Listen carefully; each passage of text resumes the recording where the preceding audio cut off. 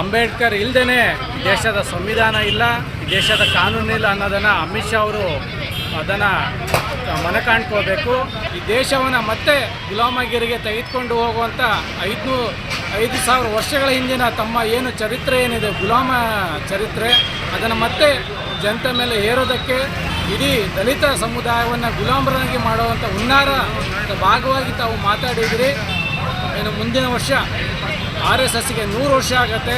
ಆ 100 ವರ್ಷ ತುಂಬುವಂಥ ಸಂದರ್ಭದಲ್ಲಿ ಈ ಮಾತು ಬಂದಿದೆ ಅಂದರೆ ಇದರ ಹಿಂದೆ RSSನ ಹುನ್ನಾರ ಖಂಡಿತ ಗೋಚರಿಸ್ತಾ ಇದೆ. ಹಾಗಾಗಿ ಇವತ್ತು ಈ ಜೀವ ಉಳಿದಿರೋದು ಬಾಬಾ ಸಾಹೇಬ್ ಅಂಬೇಡ್ಕರ್ ಕೊಟ್ಟಂಥ ಉಸಿರಿನಿಂದ.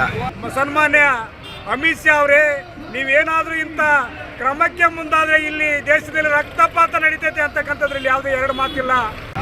ಸಂವಿಧಾನ ಕೊಟ್ಟಂತಹ ಬಾಬಾ ಸಾಹೇಬ್ ಅಂಬೇಡ್ಕರ್ ಅವರನ್ನ ತುಚ್ಛ ಮಾತುಗಳಿಂದ ದೇಶದ ಗೃಹ ಮಂತ್ರಿ ಆಗಿರ್ತಕ್ಕಂಥ ಅಮಿತ್ ಶಾ ಅವರು ದೇವರನ್ನು ಜಪ ಮಾಡಿ ನಿಮಗೆ 7 ಜನ್ಮದ ಸ್ವರ್ಗ ಪ್ರಾಪ್ತಿ ಆಗುತ್ತೆ, ಅದನ್ನು ಬಿಟ್ಟು ಅಂಬೇಡ್ಕರ್ ಅನ್ನೋದನ್ನು ಯಾಕೆ ನೀವು ಉಚ್ಚಾರ ಮಾಡ್ತೀರ ಅನ್ನೋ ವಿಚಾರವನ್ನು ಅಂಬೇಡ್ಕರ್ ಅವರನ್ನು ಅವಮಾನಿಸೋ ರೀತಿಯಲ್ಲಿ ಅಮಿತ್ ಶಾ ಅವರು ನಡ್ಕೊಂಡಿದ್ದಾರೆ. ಈ ದೇಶಕ್ಕೆ ಸಂವಿಧಾನ ಕೊಟ್ಟಂಥ ತಾವೇನು ಗೃಹ ಮಂತ್ರಿಯಾಗಿ ಇವತ್ತು ಮಾತಾಡ್ತಿದ್ದಾರೆ, ಆ ಸ್ಥಾನಕ್ಕೆ ಬರೋದಕ್ಕೆ ಕಾನೂನು ಮಾಡಿರ್ತಕ್ಕಂಥ ಸಂವಿಧಾನದಲ್ಲಿ ಬರೆದಂಥವರು ಇವತ್ತು ಅಂಬೇಡ್ಕರ್ ಇಲ್ಲದೇ ದೇಶದ ಸಂವಿಧಾನ ಇಲ್ಲ, ದೇಶದ ಕಾನೂನಿಲ್ಲ ಅನ್ನೋದನ್ನು ಅಮಿತ್ ಶಾ ಅವರು ಅದನ್ನು ಮನಕಾಣ್ಕೋಬೇಕು. ಅದ್ರ ಜೊತೆಗೆ ಇಡೀ ಶೋಷಿತ ಸಮುದಾಯವನ್ನು ಅವಮಾನ ಮಾಡುವಂಥ ನಿಟ್ಟಿನಲ್ಲಿ ಇವತ್ತು ಅಮಿತ್ ಶಾ ಅವರು ಅಂಬೇಡ್ಕರ್ ಅವರ ಹೆಸರನ್ನು ಹೀಯಾಳಿಸೋ ನಿಟ್ಟಿನಲ್ಲಿ ಮಾತಾಡಿದ್ದಾರೆ.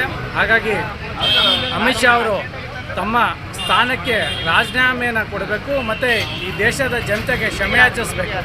ಯಾಕೆ ಅಂತಂದರೆ ಈ ದೇಶದ ಸಂವಿಧಾನದಲ್ಲಿ ಎಲ್ಲ ಜನರಿಗೂ ಸಮಾನವಾದ ಅವಕಾಶಗಳಿದೆ, ಸಮಾನವಾಗಿ ಸ್ವಾತಂತ್ರ್ಯವಿದೆ. ಹಾಗಾಗಿ ಪ್ರತಿಯೊಬ್ಬರಿಗೂ ಸಹ ತಮ್ಮದೇ ಆದಂಥ ಕರ್ತವ್ಯಗಳು ಮತ್ತು ಸ್ವಾತಂತ್ರ್ಯಗಳು, ಹಕ್ಕುಗಳು ಇರೋದರಿಂದ ಈ ದೇಶದ ಜನತೆಗೆ ಇವತ್ತು ಅಮಿತ್ ಶಾ ಅವರು ಅವಮಾನ ಮಾಡಿದರೆ, ಆ ನಿಟ್ಟಿನಲ್ಲಿ ಇಡೀ ದೇಶಾದ್ಯಂತ ಇವತ್ತು ಇನ್ನೂ ಮುಂದಿನ ದಿನಗಳಲ್ಲಿ ಹೋರಾಟಗಳು ಮುಂದುವರಿತವೆ. ಇಡೀ ಶೋಷಿತ ಸಮುದಾಯ ಆ ನಿಟ್ಟಿನಲ್ಲಿ ಇವತ್ತು ಒಂದಾಗ್ತಾ ಇದೆ. ಅಮಿತ್ ಶಾ ಅವರೇ ಕೂಡಲೇ ಇದು ಎಚ್ಚೆತ್ಕೋಬೇಕು.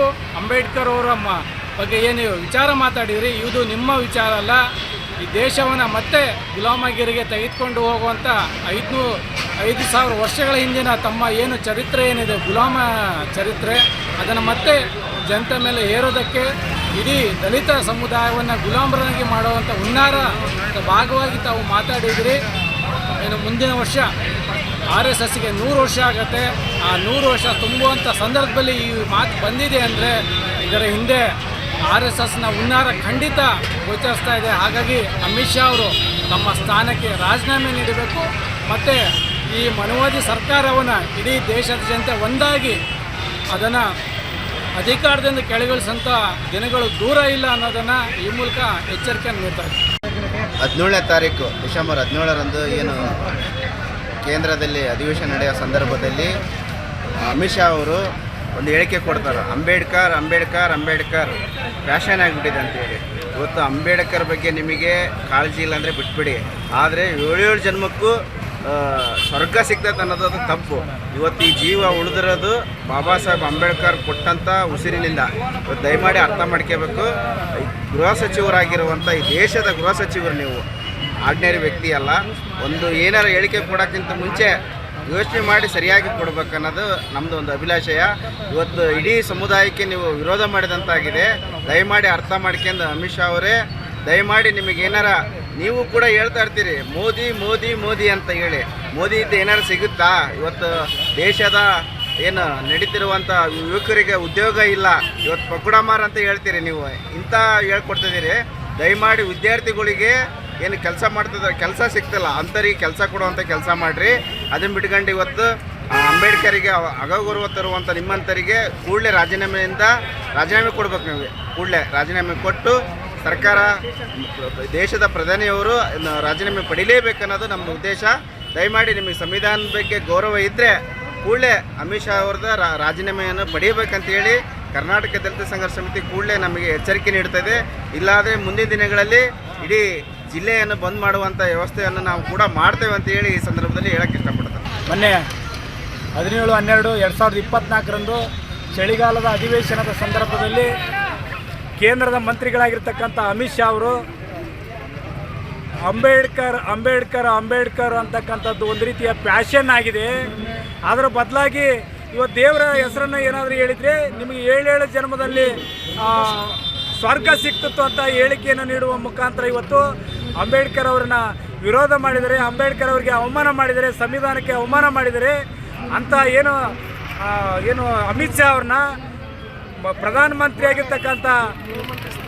ಪ್ರಧಾನಮಂತ್ರಿಯಾಗಿರ್ತಕ್ಕಂಥ ನರೇಂದ್ರ ಮೋದಿ ಅವರು ಅಂಬೇಡ್ಕರ್ ಬಗ್ಗೆ ಸಂವಿಧಾನದ ಬಗ್ಗೆ ಗೌರವ ಇದ್ದರೆ ಕೂಡಲೇ ಅವ್ರನ್ನ ಸಂಪುಟ ದರ್ಜೆಯಿಂದ ವಜಾ ಮಾಡಬೇಕು ಮತ್ತು ಅವರ MP ಸ್ಥಾನದಿಂದಲೂ ಕೂಡ ವಜಾ ಮಾಡಿ ಅವ್ರನ್ನ ಪಕ್ಷದಿಂದ ಉಚ್ಚಾಟನೆ ಮಾಡಬೇಕಂತ ಈ ಸಂದರ್ಭದಲ್ಲಿ ನಾನು ಒತ್ತಾಯವನ್ನು ಮಾಡ್ತಾ ಇದ್ದೀನಿ.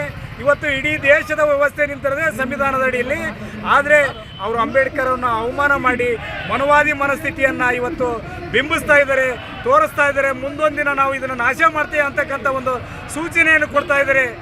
ಸನ್ಮಾನ್ಯ ಅಮಿತ್ ಶಾ ಅವರೇ, ನೀವೇನಾದರೂ ಇಂಥ ಕ್ರಮಕ್ಕೆ ಮುಂದಾದರೆ ಇಲ್ಲಿ ದೇಶದಲ್ಲಿ ರಕ್ತಪಾತ ನಡೀತೈತೆ ಅಂತಕ್ಕಂಥದ್ರಲ್ಲಿ ಯಾವುದೇ ಎರಡು ಮಾತಿಲ್ಲ. ಇವತ್ತು ನೀವು ಕೂಡ MP ಆಗಿರೋದು, ಮಂತ್ರಿಗಳಾಗಿರೋದು ಈ ದೇಶದ ಸಂವಿಧಾನದ ಅಡಿಯಲ್ಲಿ ಅಂತಕ್ಕಂಥದ್ದನ್ನು ನೀವು ಅರ್ಥ ಮಾಡ್ಕೋಬೇಕು. ಅರ್ಥ ಮಾಡ್ಕೊಂಡು ದೇಶದ ಜನರಲ್ಲಿ ನೀವು ಕ್ಷಮೆನೇ ಕೇಳಬೇಕು ಅಂತಕ್ಕಂಥ ಮಾತನ್ನು ಹೇಳ್ತಾ ನನಗೆ ಇವತ್ತು ಕೂಡಲೇ ನೀವು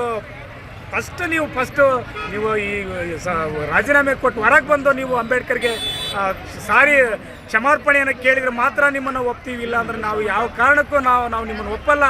ಜೇನುಗೂಡಿಗೆ ನೀವು ಕಲ್ವಡಿ ಅಂತ ಕೆಲಸವನ್ನು ಮಾಡಿದಿರಿ ಅಂತಕ್ಕಂಥ ಮಾತನ್ನು ಈ ಸಂದರ್ಭದಲ್ಲಿ ನಾನು ಹೇಳಲಿಕ್ಕೆ ಇಷ್ಟಪಡ್ತಾ ಇದ್ದೀನಿ. ನೀವು ಅದೇ ಹುದ್ದೆಯಲ್ಲಿ ಮುಂದುವರೆದಿದ್ದೆ ಆದರೆ ಇಡೀ ದೇಶದಾದ್ಯಂತ ನಾವು ಉಗ್ರವಾದಂಥ ಹೋರಾಟವನ್ನು ಮಾಡಬೇಕಾಗ್ತದೆ ಅಂತಕ್ಕಂಥ ಎಚ್ಚರಿಕೆಯನ್ನು ನಾವು ಈ ಸಂದರ್ಭದಲ್ಲಿ ಕೊಡ್ತಾ